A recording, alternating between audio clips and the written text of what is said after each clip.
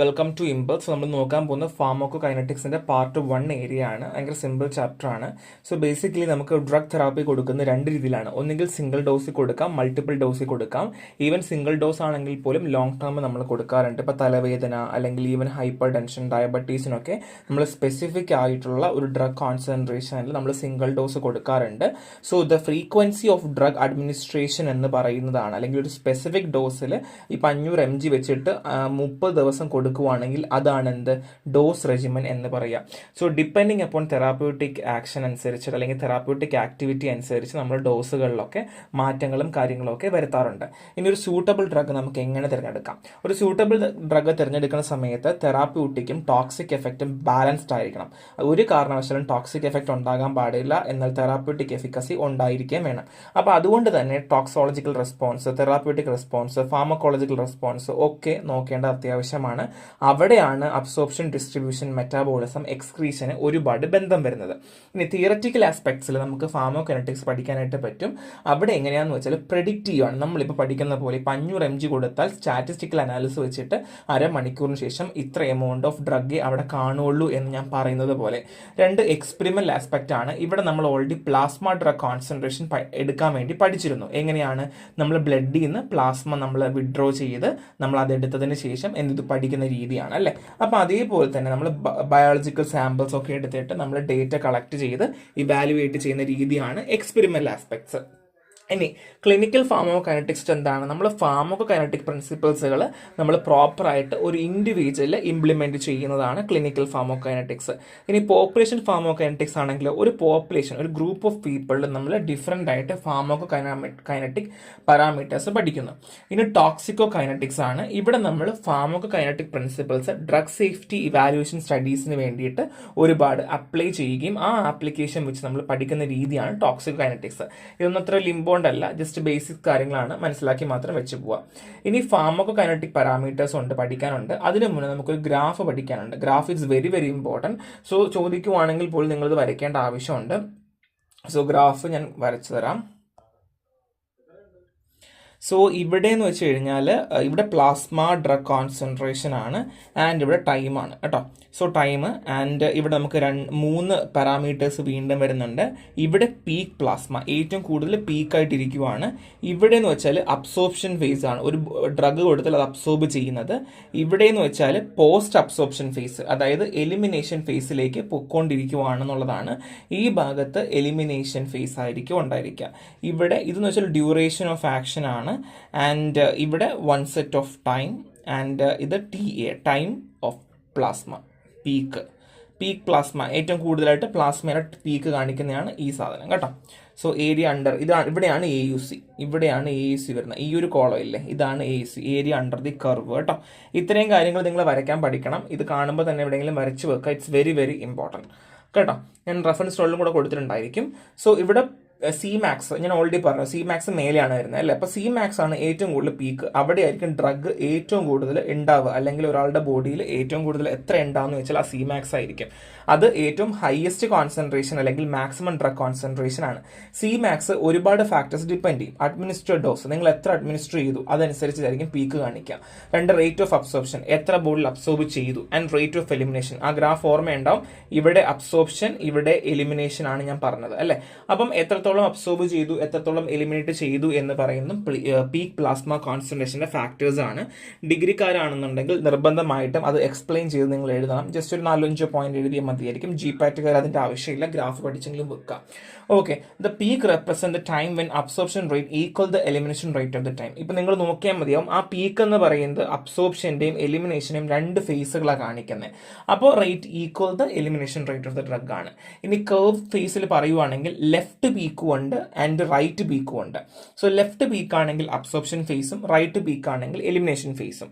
ഇനി peak concentration എപ്പോഴും minimum effective കോൺസെൻട്രേഷനും എന്നാൽ ബിലോ മാക്സിമം സേഫ് കോൺസെൻട്രേഷനും ആയിരിക്കണം. അതായത് നമുക്ക് എപ്പോഴും സേഫ്റ്റി എന്ന് പറയുന്നത് ഇമ്പോർട്ടൻ്റ് ആണ്. അപ്പോൾ സേഫസ്റ്റിലായിരിക്കണം. ഇതിന് മേലായി കഴിഞ്ഞാൽ ടോക്സിസിറ്റി ആണ് അല്ലേ.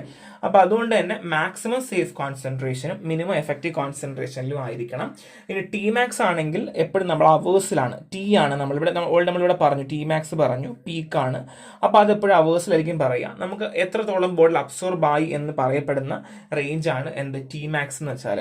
ഇനി എ യു സി, ഞാൻ ഇവിടെ ഇങ്ങനെ ഈ ഒരു കോളം വരച്ചില്ല, എ യു സി. ഈ എ യു സി എന്ന് പറഞ്ഞാൽ നമുക്ക് total integrate area under the plasma time പ്രൊഫൈലാണ്. എത്ര ഡ്രഗ് നമ്മുടെ സിസ്റ്റമിൽ സർക്കുലേഷനിൽ എത്തി ആൻഡ് ഹൗ മച്ച് എഫിക്കസി കാണിക്കാനുള്ള ചാൻസ് ഒക്കെ ഉണ്ടെന്ന് പറയുന്ന പോയിന്റ് ആണ് എ യു സി. നമ്മൾ mg/ml ഇൻറ്റു അവേഴ്സിലാണ് പറയുന്നത്. എ യു സി എന്ന് പറയുന്നത് ബയോ അവൈലബിലിറ്റി. ഇപ്പൊ ബേസിക്കലി അബ്സോർബ് ചെയ്ത് എത്രത്തോളം ബയോ അവൈലബിലിറ്റി ഉണ്ടായിരിക്കും എന്ന് പറയുന്നതാണ് എന്ത് എ യു സി എന്ന് വെച്ചാൽ. അപ്പൊ നിങ്ങൾക്ക് കാര്യം മനസ്സിലായല്ലോ. അപ്പൊ എന്തൊക്കെയാണ് ഫാർമോകൈനറ്റിക് പാരാമീറ്റേഴ്സ് പഠിച്ചു. ഗ്രാഫ് വരയ്ക്കാൻ നിർബന്ധമായും പഠിക്കണം. ഇനി rate constant and order of reaction ആണ്. സോ ഫാർമോകൈനറ്റിക്സിലെ ADME, absorption, distribution, metabolism, elimination, mathematically നമുക്ക് എന്ത് ചെയ്യാൻ പറ്റും, കാണിക്കാനായിട്ട് പറ്റും. ഈവൻ ദോ ഈ മൂവ്മെന്റ് ഓഫ് ഡ്രഗ് എന്ന് പറയുന്നത് ഒരുപാട് ബാരിയേഴ്സിലൂടെ കടന്നു പോകുന്നതാണ്. അതുകൊണ്ട് തന്നെ മാത്തമാറ്റിക്കൽ നമുക്ക് എക്സ്പ്രസ് ചെയ്യാം. റേറ്റ് എപ്പോഴും വെലോസിറ്റി വിത്ത് റിയാക്ഷൻ ആയിരിക്കും. ഓർഡർ ഓഫ് റിയാക്ഷൻ എന്ന് പറഞ്ഞാൽ ഡ്രഗിന്റെ കോൺസെൻട്രേഷൻ ഇൻഫ്ലുവൻസ് ചെയ്യുന്ന റിയാക്ടൻസ് ആൻഡ് പ്രോസസ് റേറ്റ് ആയിരിക്കും. അത് മാറിയും തിരിഞ്ഞും വന്നുകൊണ്ടേയിരിക്കാം എന്നുള്ളതാണ്. ഏതാണോ സിനാരിയോ അതനുസരിച്ചിട്ട്. ജനറൽ റിയാക്ഷൻ പറയുവാണെങ്കിൽ എ ഈസ് ഗീവിംഗ് ബി. ഇവിടെ റേറ്റ് ഓഫ് ഫോർവേഡ് റിയാക്ഷൻ, നമുക്ക് ഫോർവേഡ് റിയാക്ഷൻ നോക്കുവാണെങ്കിൽ negative sign indicate a decrease in concentration of drug A with time. So rate of increase in concentration of drug B. So ഇവിടെ നമുക്ക് രണ്ട് drug ഉണ്ട്, drug എയും ഉണ്ട്, drug ബിയും ഉണ്ട്. അപ്പം നമുക്ക് രണ്ടിൻ്റെയും കാണിക്കേണ്ടത് ആവശ്യമാണ്. അപ്പം എ എന്ന് പറയുന്ന ഡ്രഗ് ബിയിലേക്ക് കൊടുക്കുവാണ് എന്നാണ് ഞാൻ ഇവിടെ പറഞ്ഞു തന്നത് അല്ലേ. അപ്പം ഇതിനെ നമുക്ക് ഫോർവേഡ് റിയാക്ഷൻ എക്സ്പ്രസ് ചെയ്യാൻ പറ്റുന്നത് -dA/dt എന്നാണ്. ഇവിടെ ഈ മൈനസ് സൈൻ ഇല്ലേ, മൈനസ് സൈൻ എന്ന് വെച്ചാൽ എന്താണ്, നമുക്ക് എയുടെ കോൺസെൻട്രേഷൻ കുറയുന്നു എന്നുള്ളതാണ്. സമയം അനുസരിച്ച് എയുടെ കോൺസെൻട്രേഷൻ കുറയുന്നു എന്നുള്ളതാണ്.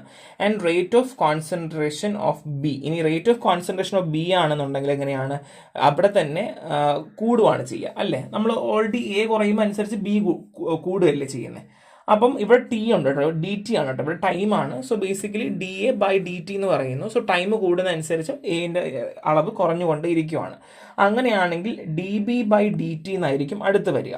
സോ ഇവിടെ എ എന്ന് വെച്ചാൽ K is equal to rate of constant, N is equal to order of reaction. ഈ രണ്ട് കാര്യം നിങ്ങളുടെ മനസ്സിൽ ഉണ്ടായിരിക്കണം. ഇനി ഓർഡർ ഓഫ് ദി പ്രോസസ്സ് പറയുവാണെങ്കിൽ ഇവിടെ നമുക്ക് 0 ഓർഡർ പ്രോസസ് ഉണ്ട്, ഫസ്റ്റ് ഓർഡർ ഉണ്ട്, മിക്സർ ഉണ്ട്. സോ 0 ഓർഡർ പ്രോസസ്സിൽ rate is independent of drug concentration. Rate എന്ന് പറയുന്നത് ഇൻഡിപെൻഡന്റ് ആയിരിക്കും, കോൺസെൻട്രേഷൻ ഇൻഡിപെൻഡന്റ് ആയിരിക്കും. ഫസ്റ്റ് ഓർഡർ ആണെങ്കിലോ rate directly proportion to drug concentration. എത്രയാണോ കോൺസെൻട്രേഷൻ ഉള്ളതനുസരിച്ച് റേറ്റ് ഉണ്ടായിരിക്കും. മിക്സർ ഓർഡർ ആണെങ്കിലോ ഈ 0 ഓർഡർ പ്ലസ് ഫസ്റ്റ് ഓർഡർ ആണ് എന്ത്, മിക്സർ ഓർഡർ. അപ്പൊ ഇത് നിങ്ങൾക്ക് എങ്ങനെ മനസ്സിലാവും, ഓൾറെഡി നമ്മൾ 4th-ലും 5th-ലും പഠിച്ചിട്ടുള്ള സെയിം തന്നെയാണ് ഇവിടെ വരിക, പക്ഷേ ഇച്ചിരി ഇലാബറേറ്റ് ചെയ്തു എന്നുള്ളത് മാത്രമേ ഉള്ളൂ. അപ്പൊ നിങ്ങൾ ആലോചിക്കേണ്ട A to B ആണ്. അപ്പൊ -dA/dt ആണ് ഞാൻ പറഞ്ഞു. ആൻഡ് അത് തന്നെ നെഗറ്റീവ് സൈൻസ് എയിൽ കുറഞ്ഞുകൊണ്ട് ഇരിക്കുവാണ് ചെയ്യുക. അതുകൊണ്ട് തന്നെ ഡ്രഗ് ബി നമുക്ക് എങ്ങനെ കാണിക്കാം, dB/dt എന്ന് കാണിക്കാൻ പറ്റും അല്ലേ. സോ കോൺസെൻട്രേഷൻ ഓഫ് ഡ്രഗും കോൺസെൻട്രേഷൻ ഓഫ് സിയും, അതായത് if C is the concentration of a drug A, ഇപ്പം നമ്മൾ പറയുവാണ് ഡ്രഗ് എയുടെ കോൺസെൻട്രേഷൻ എന്ന് പറയുന്നത് സി ആണെന്ന് വെച്ചോളൂ. And the rate of decrease in C of drug A and change in B will be described by a general expression as a function of time t. So ഇവിടെ നമുക്ക് എൻ്റെത് C ആണ് ഞാൻ പറഞ്ഞു, ആൻഡ് ബി ഉണ്ട്, and പിന്നെ എന്തുണ്ട്, നമുക്ക് ടി ടൈം ഉണ്ട് അല്ലേ. അപ്പം അങ്ങനെയാണെങ്കിൽ dC/dt is equal to -KCB എന്നും പറയാം കേട്ടോ. ഇത് നമ്മളൊരു ജനറൽ ഫോർമുലയാണ്. ഇത് വേണമെങ്കിൽ എഴുതാം, ഇല്ലെങ്കിൽ ഇത്രയും മാത്രം എഴുതി നമുക്ക് നിർത്താം, അത് പ്രശ്നമൊന്നുമില്ല. ജസ്റ്റ് ഞാൻ എക്സ്ട്രാ പോയിന്റ് പറഞ്ഞു എന്നുള്ളതേ ഉള്ളൂ. ഇനി നമുക്ക് ഓരോ ഓർഡർ ആയിട്ട് നോക്കാം. First one is 0 order. ഇവിടെ N 0 ആണെങ്കിൽ നമ്മൾ ഇവിടെ നിന്ന് സ്റ്റാർട്ട് ചെയ്യുന്നത് റേറ്റും റേറ്റ് കോൺസ്റ്റന്റും ഓർഡർ ഓഫ് റിയാക്ഷനും പറഞ്ഞു. എ എന്ന് പറയുന്ന ഡ്രഗ് ബിയിലേക്ക് പോകുന്നു. സോ dA/dt ആണ്. സോ എ കുറഞ്ഞു വരുവാണ് ആൻഡ് ബി കൂടി വരുവാണ് നമുക്കറിയാം. So N is equal to 0. Rate equation where 0 order rate constant mg/minute നമുക്കറിയാം. A 0 order process in one which whose rate is independent of the concentration of drug undergoing reaction. Reaction നടക്കുവാണ്, ഇവിടെ independent ആണ് അല്ലെ, ഞാൻ പറഞ്ഞല്ലോ rate independent ആണ്. That is reaction rate cannot be increased further by increasing concentration of reactant. ഇനി നിങ്ങൾ എത്രയൊക്കെ റിയാക്റ്റൻസ് അവിടെ കൂട്ടിയിട്ടാലും എന്ത് ചെയ്യില്ല, റിയാക്ഷൻ റേറ്റ് നമുക്ക് കൂട്ടാനായിട്ട് പറ്റില്ല. Rearrangement and integration where concentration of drug at AT and concentration of drug A2 undergo reaction at time. So ഇവിടെ നിങ്ങൾ നോക്കിയാൽ മതി, A is equal to A0 minus KT ആണ്. സോ ഇവിടെ നമ്മൾ ഓൾറെഡി സ്ട്രെയിറ്റ് ലൈനും സ്ലോപ്പും ഞാൻ ഇന്റർസെപ്റ്റ് ചെയ്തിട്ടുണ്ട്. കണ്ടോ, ഇവിടെ കണ്ടോ സ്ലോപ്പ് ലൈന്. ഇവിടെ കോൺസെൻട്രേഷൻ ഓഫ് A ആണ്, ഇവിടെ ടൈം, ഇവിടെ A0, K is equal to slope ആണ്.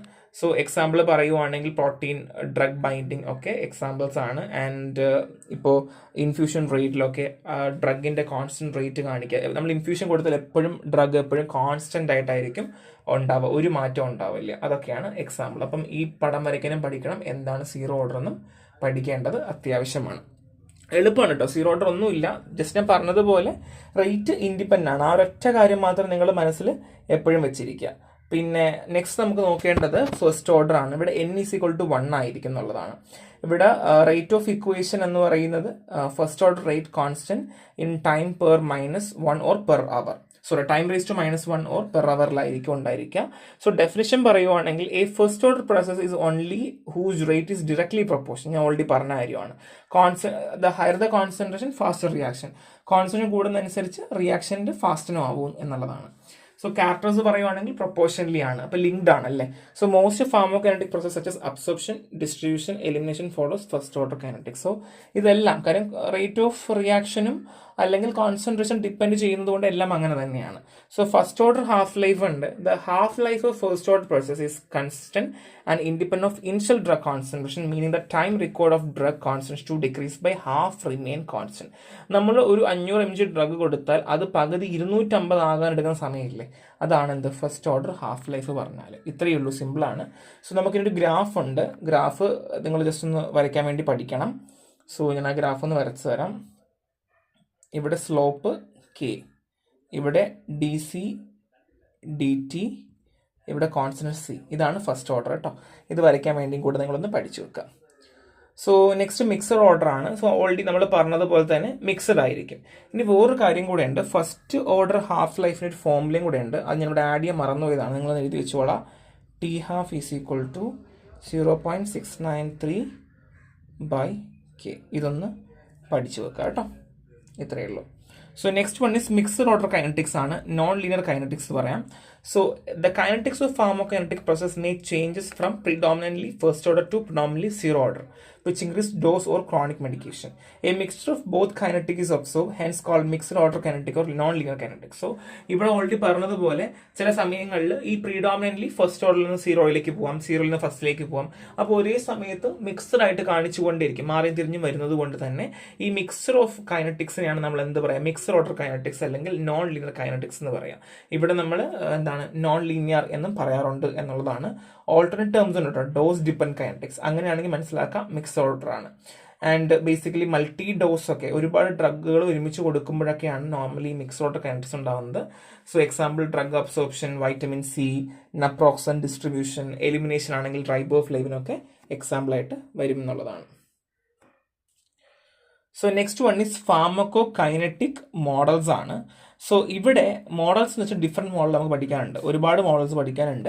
So drug movement within the body is a complex process. നമ്മളെ ബോഡിക്കകത്ത് തന്നെ ഡ്രഗ് മൂവ് ചെയ്യുക എന്ന് വെച്ചാൽ നമുക്ക് വെറുതെ അബ്സോർപ്ഷൻ കൈനറ്റിക്സ് എന്ന് പറയുന്ന പോലെയല്ല, ഒരുപാട് കാര്യങ്ങളുണ്ട്. പ്രൈമറി ഗോൾ എന്ന് വെച്ചാൽ എന്താണ്, നമുക്ക് സിമ്പിളായിട്ട് നമുക്ക് പഠിക്കാൻ പറ്റണം. സോ മോഡൽ അപ്രോച്ച് പറയുവാണെങ്കിൽ കമ്പാർട്ട്മെന്റ് അനാലിസിസ്, ഓരോ കമ്പാർട്ട്മെന്റ് നമ്മളെ ബോഡി തിരിച്ചിട്ടുണ്ട്, അങ്ങനെ പഠിക്കാൻ പറ്റും. ഇനി മോഡൽ ഇൻഡിപെൻഡന്റ് അപ്രോച്ച് ഉണ്ട്, നോൺ കമ്പാർട്ട്മെന്റ് അനാലിസിസ്, നമുക്ക് കമ്പാർട്ട്മെന്റ് അല്ലാതെ തന്നെ നമുക്ക് അനാലിസ് ചെയ്യാനായിട്ട് പറ്റും. സോ ഇതിന് ഒരുപാട് ഉപയോഗങ്ങളുണ്ട്, നമുക്ക് നോക്കിപ്പോവാം. സോ കമ്പാർട്ട്മെന്റ് മോഡൽ ആണെങ്കിൽ എംപിരിക്കൽ മോഡൽ എന്ന് പറയാറുണ്ട്, മാമിലറി മോഡൽ, കാറ്റനറി മോഡൽ എന്ന് പറയാറുണ്ട്.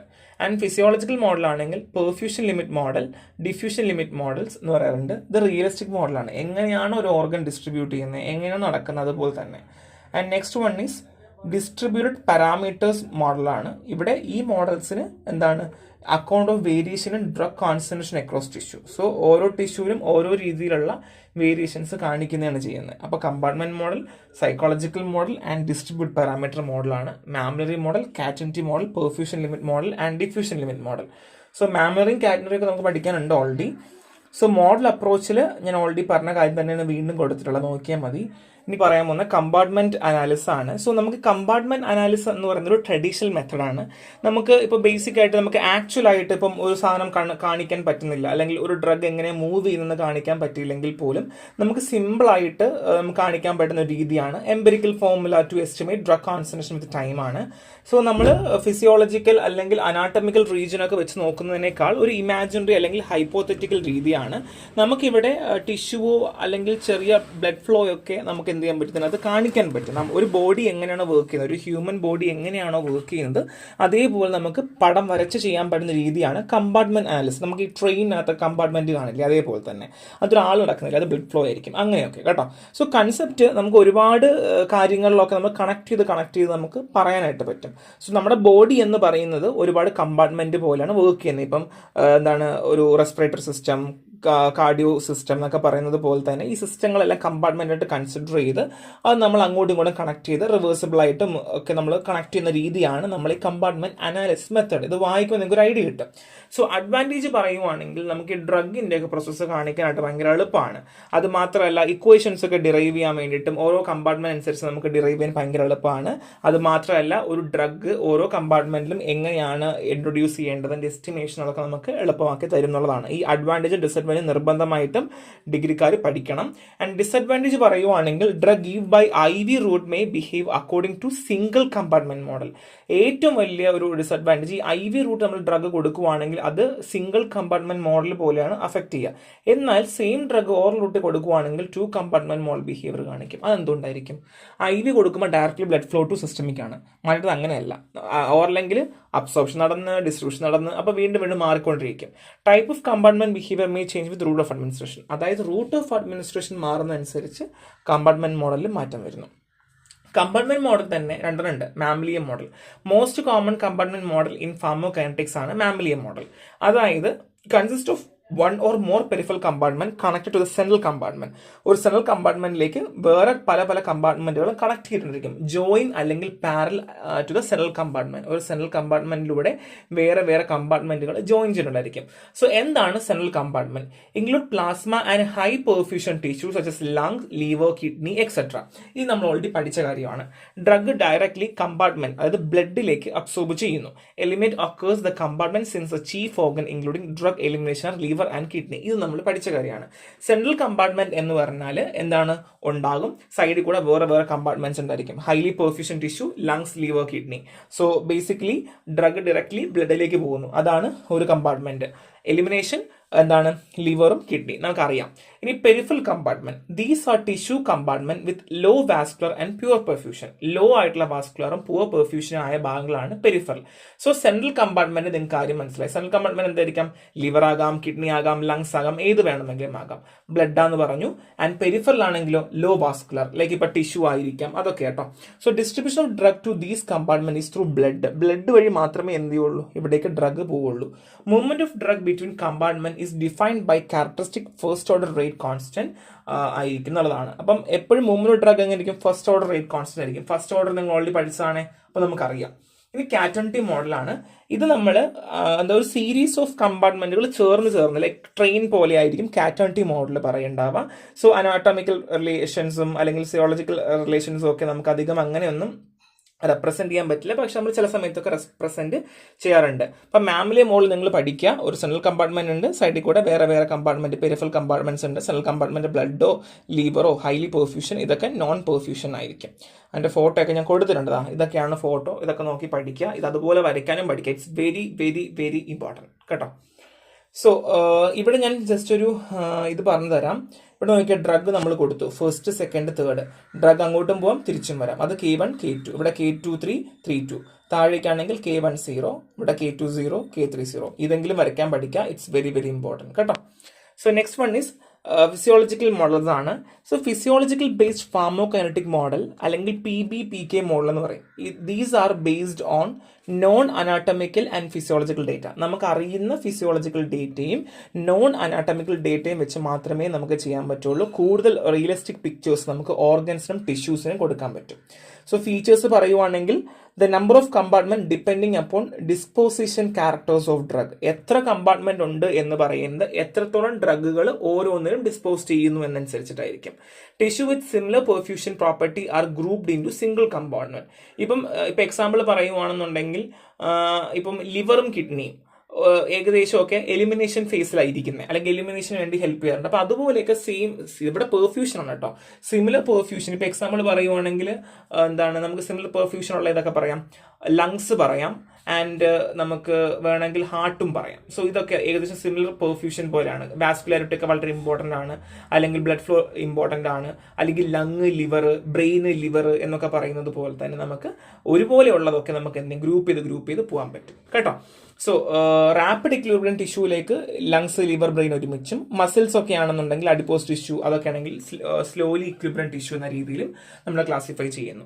സോ സ്കീമാറ്റിക് റെപ്രസെന്റേഷൻ ഉണ്ട്, നമുക്ക് റെഫറൻസ് ടെക്സ്റ്റ് ബുക്കിൽ നോക്കാം, അവിടെ നിങ്ങൾ നോക്കിക്കോളുക. അതിലൊരു ഗ്രാഫൊക്കെ ഞാൻ വരച്ചു കൊടുത്തിട്ടുണ്ട്. And type of physiological models പറയുവാണെങ്കിൽ blood flow rate limit models ഉണ്ട്. ഞാൻ ഓൾറെഡി പറഞ്ഞതുപോലെ ബ്ലഡ് ഫ്ലോ റേറ്റ് ലിമിറ്റ് ആണ്, പേര് പറയുന്ന പോലെ തന്നെയാണ്. Drug movement within larger region in which faster than delivery rate of blood. കണ്ടോ, faster than delivery rate of blood വഴിനേക്കാൾ കൂടുതൽ drug movement within a body റീജിയനിലായിരിക്കും. എവിടെ നമ്മൾ ബ്ലഡിൽ കൊടുത്താൽ പോലും അതിനേക്കാൾ ഫാസ്റ്റർ ആയിട്ട് അവിടെ കിട്ടും, ബോഡി കിട്ടും. Also called as perfusion rate limited model എന്ന് പറയാറുണ്ട്. ഇനി മെംബ്രെയിൻ പെർമിയേഷൻ റേറ്റ് ലിമിറ്റഡ് ഉണ്ട്. ഇവിടെ പൊളാരിറ്റി, അയണൈസേഷൻ, ഡ്രഗിന്റെ സെൽ മെംബ്രെയിൻ അതുമൊക്കെ ആയിട്ട് ബന്ധപ്പെടുത്തിയിരിക്കുന്നു. ഡിഫ്യൂഷൻ ലിമിറ്റ് ആണ്. ഇവിടെ അങ്ങനെ വെറുതെ ഒന്നൊരു ഡ്രഗ് ഒന്നും കയറ്റി വിടത്തില്ല. ഡ്രഗിന്റെ അയണൈസേഷൻ, ലിപ്പോഫിലിസിറ്റി, അങ്ങനെ ഒരുപാട് ഫാക്ടേഴ്സും വരുന്നുണ്ട്. ഇനിയാണ് നമുക്ക് നോക്കേണ്ടത് കാറ്റേണിറ്റി മോഡൽ. ഈ മോഡൽ എന്ന് വെച്ചാൽ ഞാൻ പറഞ്ഞതുപോലെ ട്രെയിൻ പോലെയാണ്, അറേഞ്ച് ചെയ്ത് പോവുകയാണ് ചെയ്യുക ഓരോ കമ്പാർട്ട്മെന്റിൽ. അവിടെ നോക്കിയേ, K01, 1, 2, 3, K12, K2, 1, 2, K13, K31. കണ്ടോ, ഒരു കമ്പാർട്ട്മെന്റ് പോലെ. നമ്മൾ സിമിലർ ആയിട്ടുള്ള പെർഫ്യൂഷൻ ഉള്ളതൊക്കെ എന്തായിരിക്കും ഒരുമിച്ചൊക്കെ നമ്മൾ ലിങ്ക് ചെയ്ത് വെക്കാറുണ്ട് എന്നുള്ളതാണ്. ഇനി ഫിസിയോളജിക്കൽ മോഡൽസിൽ പറയുവാണെങ്കിൽ also known as PBPK models എന്നും പറയാറുണ്ട്. അനോട്ടമിക്കൽ ആൻഡ് ഫിസിയോളജിക്കൽ ഡേറ്റ എന്ന് ഞാൻ പറഞ്ഞതുപോലെ. ഇത് ഞാൻ ഇച്ചിരി കൂടെ മറ്റതിനെ ഒന്ന് എസ്റ്റാബ്ലിഷ് ചെയ്ത് കൊടുത്തതാണ് കേട്ടോ, നിങ്ങളത് വായിച്ചു പോയാൽ മതി. ഇതാണ് കേട്ടോ, ഇതാണ് നമ്മുടെ ബേസിക് ഒരു ഫോട്ടോ ഉള്ളത്. ലങ്സ്, ഹാർട്ട്, ഇത് വരയ്ക്കണം നിർബന്ധമില്ല, പറ്റുവാണെങ്കിൽ ഇത് പഠിച്ചു വെച്ചാൽ നന്നായിരിക്കും, നിങ്ങൾക്ക് എളുപ്പമായിരിക്കും കേട്ടോ.